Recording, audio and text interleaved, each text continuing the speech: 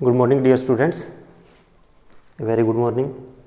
सो जो आज का जो हमारा टॉपिक है, हम इनऑर्गेनिक केमिस्ट्री का टॉपिक करेंगे। हमने acid base and hard soft acid base जो कंसेप्ट जो चैप्टर है हमारा वो स्टार्ट किया हुआ है।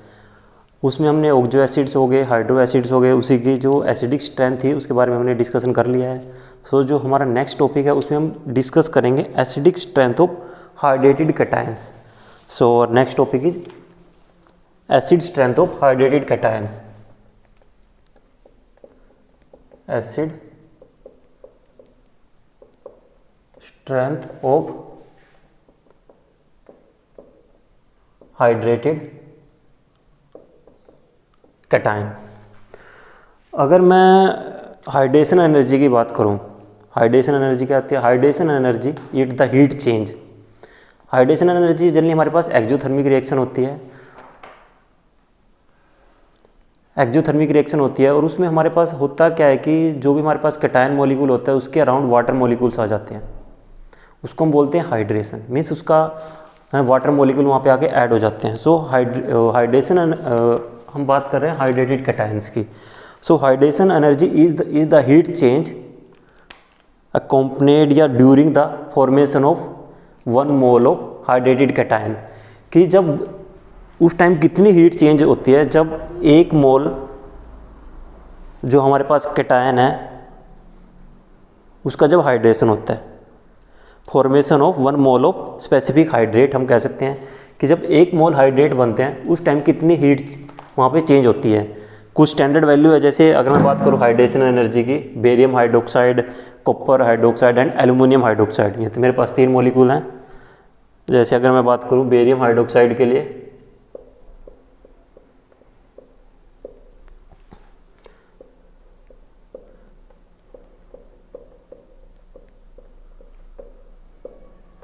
Copper and aluminium, H2O6 3 positive. जो इनकी हाइड्रेशन एनर्जी है, मैंने डेल्टा H हाइड्रेशन लिखा है। बेरियम के लिए कितनी है? 30, 75 एंड 320 किलो जूल पर मोल। और ये क्या है? एक्सोथर्मिक रिएक्शन है। मीन्स ये वैल्यू क्या नेगेटिव में है, ये वैल्यू क्या है? नेगेटिव में है। रिएक्शन कैसी है?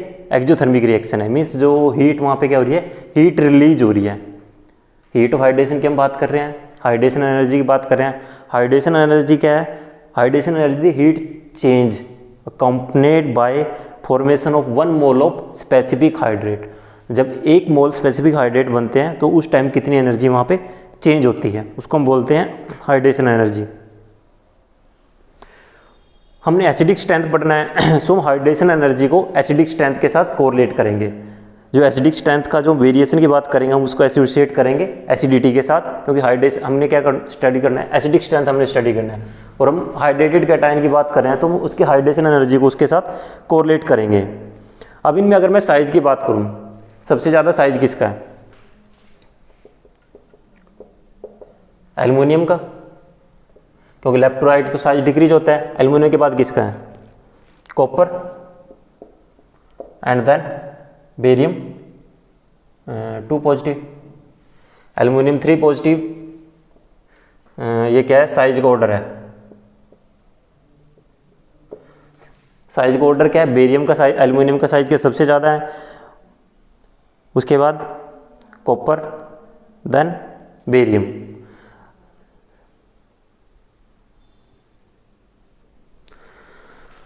सो हम हाइड्रेशन एनर्जी की हम बात कर रहे थे, और जो मैंने यहाँ पे ऑर्डर लिखा है, सबसे पहले हमें इसको साइज के साथ कोरिलेट करना है।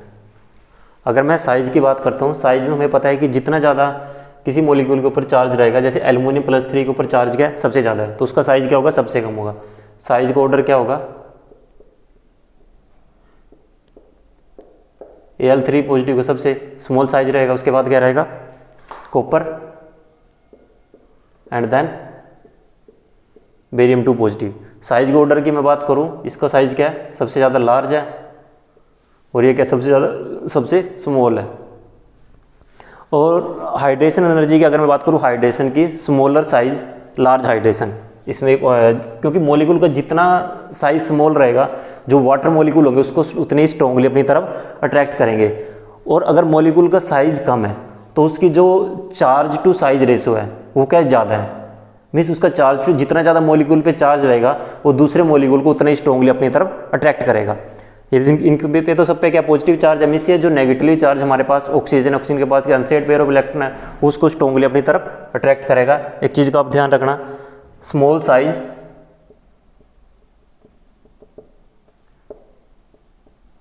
लार्ज हाइड्रेशन, जितना साइज कम होगा जो उसका हाइड्रेशन होगा उतना ही ज़्यादा होगा। और एक चीज़ और आप लिख सकते हो कि small size large charge to size ratio.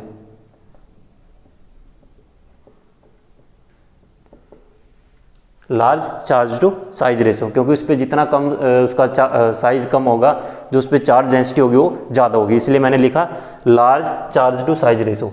So अगर मैं इसको अब अरेंज करता हूँ हाइड्रेशन एनर्जी के बेसिस पे, हाइड्रेशन एनर्जी किसकी सबसे ज़्यादा होगी, हाइड्रेशन एनर्जी सबसे ज़्यादा किसकी होगी, जिसका चार्ज टू साइज रेशो जितना ज़्यादा होगा उस मॉलिक्यूल को उतना ही स्ट्रॉन्गली अपनी तरफ अट्रैक्ट करेगा, और जितना स्ट्रॉन्गली अपनी तरफ अट्रैक्ट करेगा जो उसकी हाइड्रेशन एनर्जी होगी उतनी ज़्यादा होगी। एल्युमिनियम का साइज सबसे कम है, इसका हाइड्रेशन सबसे ज़्यादा हो रहा है, इसीलिए जो इसकी हाइड्रेशन एनर्जी है 320 सबसे ज़्यादा इसकी हाइड्रेशन एनर्जी है। उसके बाद कॉपर का साइज थोड़ा एल्युमिनियम से बड़ा है तो उसकी हाइड्रेशन एनर्जी थोड़ी सी मतलब कम हो गई है। और बेरियम का साइज सबसे ज़्यादा है, इसलिए उसकी जो हाइड्रेशन एनर्जी है वो सबसे कम है यहाँ पे।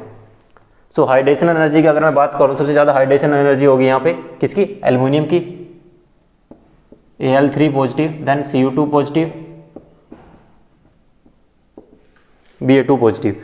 सो हाइड्रेशन एनर्जी को हमें एसिडिटी के साथ कोरिलेट करना है, हाइड्रेशन एनर्जी को हमें एसिडिटी के साथ कोरिलेट करना है। एक चीज़ आप हमेशा ध्यान रखना, small size large charge to size ratio,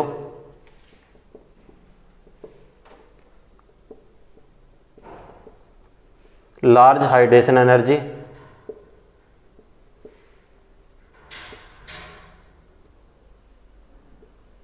more is the polarization of OH bond, more is the polarization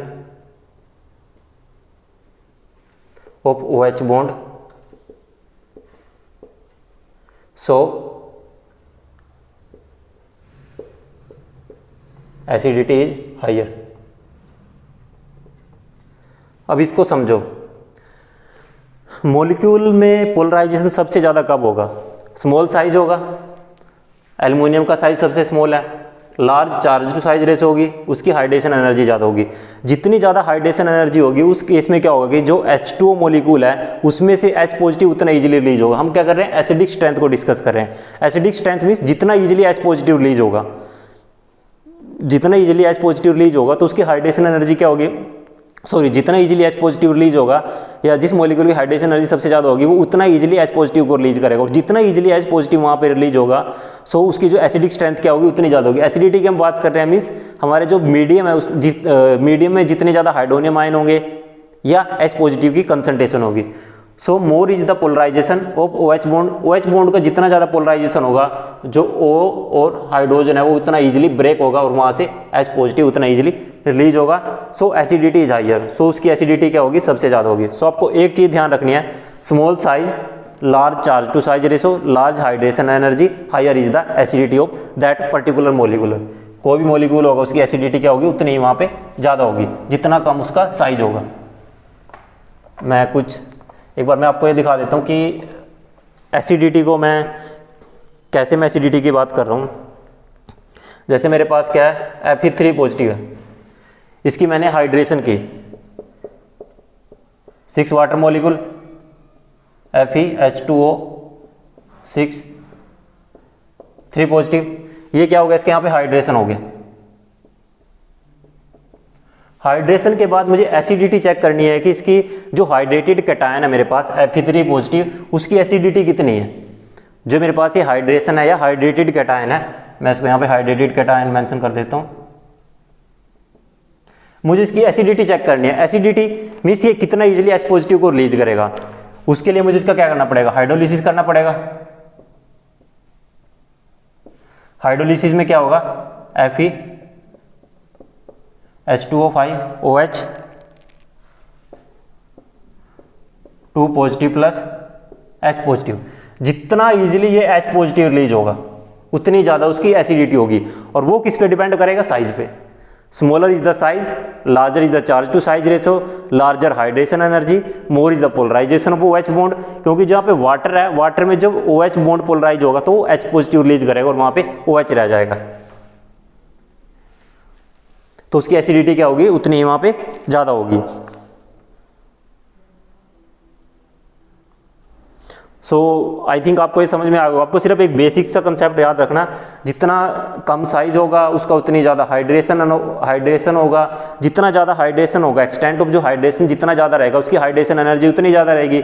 और जितनी ज़्यादा उसकी हाइड्रेशन एनर्जी रहेगी उतना ईजिली जो OH बॉन्ड है वाटर में, OH बॉन्ड में से हाइड्रोजन वहाँ से रिलीज होगा।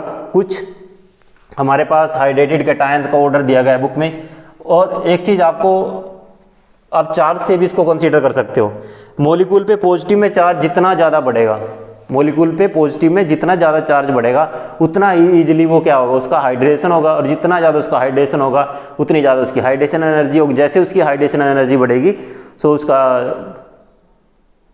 हाइड्रेशन एनर्जी बढ़ेगी तो OH बॉन्ड का पोलराइजेशन बढ़ेगा। OH बॉन्ड का पोलराइजेशन बढ़ेगा तो उसकी एसिडिटी वहाँ पे इंक्रीज करेगी।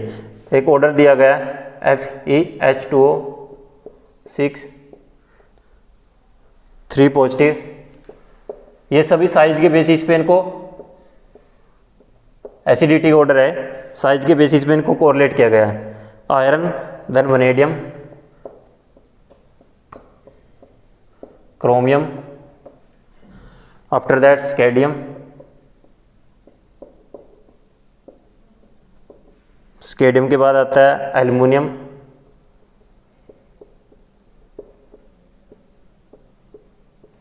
And after that lanthanum. अब यहाँ पे लैंथेनम सबसे बाद में क्यों आया, क्योंकि लैंथेनम तो हमारे पास जो इनर ट्रांजिशन एलिमेंट है उनको तो साइज बहुत ज़्यादा होता है। साइज ज़्यादा होने की वजह से क्या होगा, उनका small charge to size ratio होगी। और जब small charge to size ratio होगी तो उसका जो पोलराइजेशन का बॉन्ड का जो पोलराइजेशन है OH बॉन्ड का वो इतना इजीली नहीं होगा। और जब OH बॉन्ड का पोलराइजेशन नहीं होगा तो उसकी एसिडिटी क्या होगी, सबसे कम होगी। इसलिए जो लैंथेनम एलिमेंट है उनकी एसिडिटी सबसे कम है। हम लैंथेनम में सिर्फ बेसिसिटी पढ़ते हैं, लैंथेनम हाइड्रोक्साइड की हम बेसिसिटी की बात करते हैं, लैंथेनम से ल्यूटिटियम की बात करते हैं।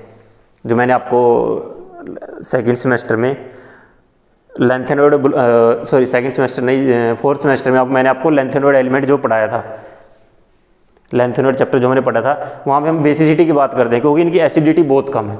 इसलिए हम वहाँ पे इनकी बेसिसिटी के कंसेप्ट की बात करते हैं, एसिडिटी को वहाँ पे कंसीडर नहीं करते। कुछ हमारे पास डाइवेलेंट है, यहाँ पे N रिप्रेजेंट क्या है, वाटर नंबर ऑफ मॉलिक्यूल को। वो डिपेंड करेगा हमारे पास किस तरह का COH2N 2 पॉजिटिव, देन मैग्नीशियम,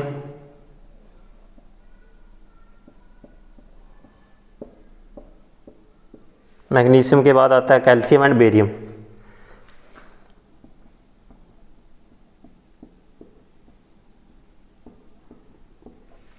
सो ये मेरे पास कुछ एलिमेंट्स हैं जिनकी हमें एसिडिटी को मैंने डिस्कस किया। सो एसिडिटी आपके लिए मुझे नहीं लगता कोई हार्ड टॉपिक रहा होगा। इसको समझने के बाद आपको एसिडिटी के लिए ये कंसेप्ट ध्यान रखना है, small size, large charge to size ratio, large hydration energy, more is the polarization, large hydration energy so more is the polarization of the OH bond, so acidity is higher. उसकी जो particular molecule होगा उसकी हमारे पास acidity क्या होगी, सबसे ज़्यादा होगी। एक बार आप इसको देख लो। और जो हाइड्रेशन एनर्जी होती है वो एक्जोथर्मिक रिएक्शन है, वो नेगेटिव में रहेगी हमेशा।